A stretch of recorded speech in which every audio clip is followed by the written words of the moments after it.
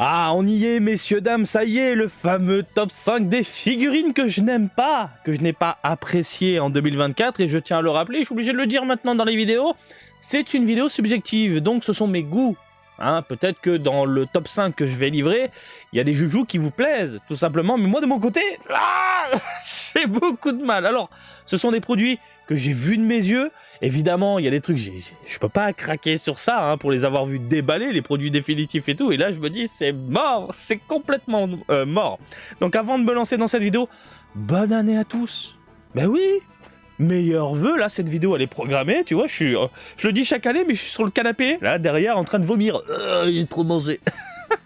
Parce que je fais à manger pour 20, même si on n'est que 6 à la maison. C'est pour vous dire à quel point je suis un fou. Ah, la bouffe, c'est ma passion. Bref, une vidéo programmée. Je vous souhaite tout de même une bonne année 2025. Beaucoup de bonheur, beaucoup d'argent, beaucoup de santé, beaucoup de tout ce que vous voulez. Voilà. Hein, tout. En espérant vous croiser en 2025 dans l'archipel. Hein. J'ai croisé énormément, si je dois faire un petit bilan de cette année. Vous avez été nombreux à venir dans l'archipel et je suis désolé de ne pas répondre à tout le monde, de ne pas gérer tous les mails parce que ce n'est pas possible, de répondre également à vos attentes, le fait de me rencontrer, d'aller boire un café, de discuter. Par contre, j'ai rencontré vraiment énormément de personnes et ça fait du bien de pouvoir me poser avec vous dans une boutique, discuter figurines, traîner des pieds dans les rayons, je vous livre des conseils, on fait le tour d'Akihabara ensemble, on boit un café, on mange ensemble, mais vraiment vous avez été hyper nombreux, comme quoi cette année ça a été, comment dire, une vague de touristes monumentale dans l'archipel, des Français en veux-tu en voilà. Bref, encore une fois, n'hésitez pas à m'interpeller, vous avez été aussi nombreux à me couper dans mes vidéos, puisque c'est moi qui vous le dis, hein, quand je suis en train de faire une vidéo, coupez-moi, il n'y a pas de souci, et alors, on discute 5-10 minutes. La vidéo, moi, je peux la recommencer derrière, je m'en fous. Une vidéo, c'est une vidéo. Par contre, le moment présent et de pouvoir discuter avec un fan, un passionné, ça, c'est maintenant, c'est pas après, tu vois ce que je veux dire? Donc voilà, n'hésitez pas, encore une fois, et bonne année 2025. Allez, on y va, on va se pencher sur mon top 5 des figurines qui ne m'ont pas du tout attiré. J'arrête de parler, et on passe la seconde, ma gueule, on y est!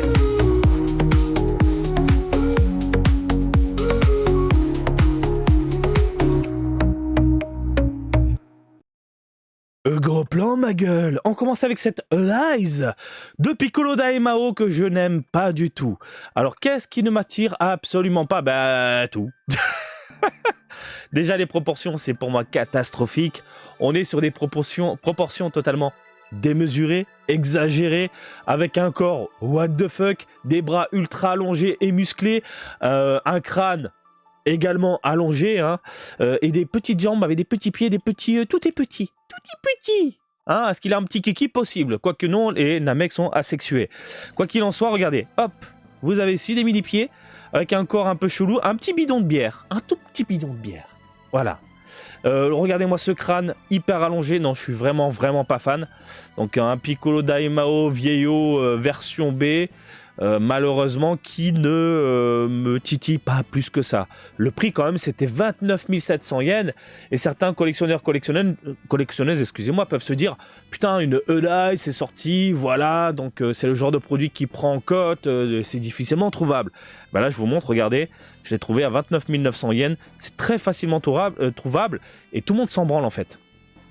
Tout le monde s'en branle de cette figurine-là. Voilà, c'est une déception, hein, c'est une déception parce qu'on aime bien le personnage, on aime bien... voilà, on a un personnage secondaire légèrement décalé, pourquoi pas, mais quand tu vois ce type de modélisation, donc ouais, le mec il se fait une marge de 100 yens. Ouhou 29 700, 29 800. Il a gagné 100 yens, le bonhomme.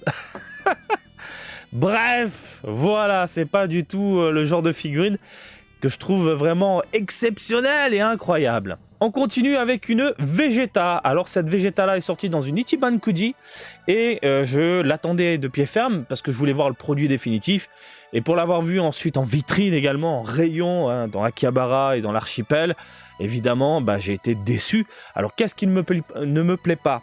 Les proportions, la modélisation, hein, ce crâne ultra démesuré, on a cette espèce d'espace entre le cuir chevelu et le crâne, et regardez-moi ce crâne comment il part, c'est ultra moche, je n'aime pas du tout, hein, vraiment je n'aime pas, et je suis dégoûté parce que c'est vraiment l'une des figurines que j'attendais avec beaucoup d'impatience, étant donné qu'on a un Vegeta en civil, en civil. Voilà. Regardez-moi ces vêtements brillants, dégueulasses au niveau du haut, malheureusement. Et le bas, j'ai l'impression, encore une fois, mais je ne peux pas le comparer à la maison puisque je n'ai pas la figurine, j'ai l'impression de voir la Goku en civil. Ils ont juste modifié le bas pour faire un Vegeta et puis basta. Bref, le haut, globalement, pour moi, c'est une énorme déception. C'est une énorme déception. Et je sais que dans mon entourage, eh bien, il y a certaines personnes qui aiment bien cette Vegeta. Bah écoutez, tant mieux, si elle vous contente. Mais moi, c'est pas ce à quoi je m'attendais. Voilà. Je voulais du mat. Je voulais du mat. Je veux pas de noir goudronneux comme ça dans les cheveux. Je veux pas de brillant comme ça sur les vêtements. Je veux pas encore démesurer une mini-tête un peu chelou et déformée. C'est pas pour moi. C'est pas pour moi. Et pourtant, j'aime bien le design de l'ancien Vegeta, mais pas comme ça. Pas comme ça, malheureusement. Donc voilà, c'est pas une figurine pour moi. Elle n'a pas fini à la maison. Beaucoup de défauts à mes yeux, malheureusement. Et pourtant, vous le savez, hein, moi je suis un ultra fan du prince. Évidemment, un Vegeta en civil. Eh bien, je suis dégoûté. Voilà pour la 4e position. On va attaquer le podium. La médaille de bronze est remportée par, non pas par le petit Goku, mais par Kalin. Voilà, Kalin. Et, ils ont merdé au niveau des moustaches. Ils ont merdé au niveau des détails concernant la tête. Pour l'avoir déballé, parce que oui, je l'ai déballé. Hein. Désolé, j'ai pas fait la vidéo, j'ai déballé. Donc ça fait un peu tête de gland. Ça fait tête de gland, voilà. Donc quand on regarde vraiment Kalin comme ça, alors que le proto envoyait du steak, là, on a l'impression de voir un Kalin Wolverine pas du tout plaisant. Bien sûr, vous avez été nombreux à donner cette petite astuce qui vient du pays du soleil levant, de ce que j'en ai vu. Il y a un japonais qui a partagé sa découverte. En gros, les moustaches et les sourcils en mode griffe, vous pouvez les virer. Et ce qu'a fait notre ami Nippon, en fait, a récupéré un petit balai, un balai, vous savez les tiges qu'on a au bout, ultra fines, coupées, insérées avec un tout petit point de colle, et bim, ça passe trop bien. Je crois que Lord Gogeta l'avait fait. Lord Gogeta, si t'es là, n'hésite pas à partager ton post. Je crois que tu l'avais fait, hein, cher ami. Mais tout le monde, du coup, a repris cette astuce-là, et ça rend trop bien. Après, malheureusement, la modélisation de la tête, ça, on ne peut pas le changer. Mais le fait de changer les moustaches et les sourcils, ça amène un petit plus derrière. Voilà, ça donne un look meilleur, du coup, à cette Kalin-là. Après, il y a la peinture qui me dérange aussi. Hein, par exemple, sur le... Ici, voilà, tout simplement. La partie jaunâtre. Moi, sur ma figurine, j'ai de la peinture qui dégueule, qui déborde, malheureusement. Donc, fait chier, tout simplement. Et puis, voilà. Bref, Kalin, petite déception. Le Goku, moi, j'adore, hein, j'aime beaucoup. Malgré certains défauts, mais ce n'est pas une déception comme le gros matou. Ensuite, on enchaîne, messieurs, dames, avec, eh bien, celui qui remporte la médaille d'argent. Il s'agit donc de Majin Buu qui absorbe Gohan Ultimate. Et c'est pour moi non seulement une déception, mais une colère. Une colère parce que d'un côté, on nous promettait un produit qui était hyper alléchant, de taille plus que convenable, surtout d'un personnage convoité par toute une communauté. Un Majin Buu qui a absorbé Ultimate Gohan, putain de merde, c'est un énorme oui. Et on se retrouve avec une figurine de cette qualité, à savoir un haut brillant, plastique tout pourri, on a l'impression qu'on a pris du briquet, on a fait fondre dessus directement avec tiens, brûle. Et en plus de ça, la crête. Allez voir ma vidéo à la Jump Festa. J'ai vu les produits définitifs. Allez voir ma vidéo. La crête, bordel de merde, il n'y a pas une mais 2 jointures. 2 putains de jointures. Donc en gros, on se retrouve avec déjà au-dessus du crâne cette jointure dégueulasse, vraiment immonde et ultra voyante. Et en plus de ça, ici on en a une deuxième qui part en... et merde, en T, en forme de T. En forme de T. Voilà. Donc c'est catastrophique. C'est catastrophique. Alors il y a les Japonais qui ont rattrapé le coup. J'ai vu des posts passer. Ils ont rajouté de la pâte. Ils ont changé les couleurs. Ils ont... je sais pas comment ils ont fait, mais ils ont rendu le plastique là brillant avec un ton mat. Et ça rend trop bien. Et c'est très frustrant parce qu'encore une fois, en plus d'avoir le personnage qu'on convoitait, eh bien le bas est plutôt bien foutu. On a du mat, dégradé, chromé, machin, etc. Mais le haut, c'est du n'importe quoi. C'est du n'importe quoi. Non, c'est dommage. Déception, colère, fait chier, quoi. Ça fait tellement chier, je vous le dis. Bref, voilà, concernant les 4 figurines qui m'ont titillé un petit peu. Et on va parler du numéro 1. Alors le numéro 1, c'est pas une figurine qu'on retrouve facilement dans le commerce, dans le sens où il suffit d'aller dans une boutique de figurines et on peut se la procurer, quoique on peut l'acheter en détail. Je pense que tu as compris de quoi je parle. Je parle du collector de Dragon Ball Sparking Zero. Pour moi, c'est la figurine de merde de cette année. C'est catastrophique. Et vous vous rendez compte, je me suis quand même crêpé le chignon gentiment, attention, avec 2-3 personnes que j'ai rencontrées dans l'archipel, parce que comme ils ont claqué énormément de thunes dedans, ils la trouvent exceptionnelle. Et moi, je leur dis, les gars, regardez encore une fois, et vous verrez qu'il y a trop de défauts. Et en même temps, ils ferment les yeux, et puis voilà, tant pis, c'est comme ça. Non, moi je suis pas d'accord. Tu claques, je sais pas, une couillasse pour le collector. Déjà, on te fait du recyclé. C'est-à-dire qu'ils ont pris le moule de vieilles figurines Ichiban Kuji qui déchirent vraiment de taille gigantesque pour les rétrécir en taille et changer la position des bras. C'est des produits qui existent déjà de base. Elles sont minuscules, là, rétrécies. Et ensuite, il y a des problèmes au niveau de la modélisation. Il y a de la jointure sur le crâne. Il y a des problèmes de couleur. Et là, on va aller sur Geek Culture, mes confrères de Geek Culture, qui eux avaient partagé quelques clichés. Alors attention, leurs clichés sont très contrastés. Beaucoup, ils ont joué beaucoup sur les contrastes et les couleurs pour amener ce côté ultra vif.